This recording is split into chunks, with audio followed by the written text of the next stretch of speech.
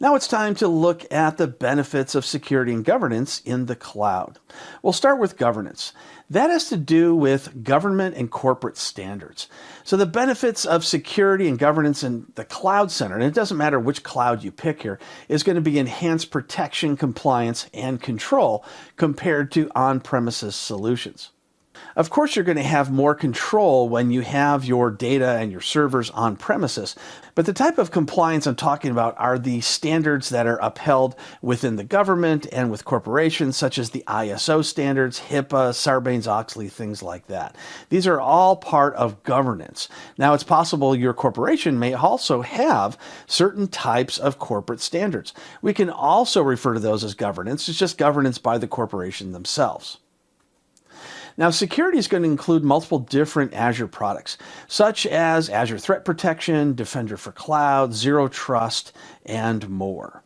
These different products all work together. For example, Microsoft Defender for Cloud is going to enhance protection through Zero Trust-based network segmentation, as well as data encryption. It's also going to help with compliance, with certain compliance, again, with governance, either with the government or with your corporation. And it's also going to help you be in compliance with having backups for disaster recovery, as well as reducing security burdens that you saw earlier in the shared responsibility model.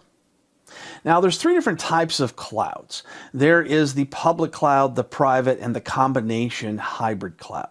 So keep in mind that of all these different types of clouds, the most secure is going to be the private cloud.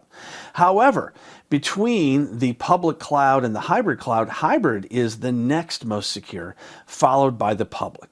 And the reason for that is because the hybrid has at least part of the data held privately. So that's going to give you the same security level as the private cloud itself. But it does have some public types of components to it or access to it.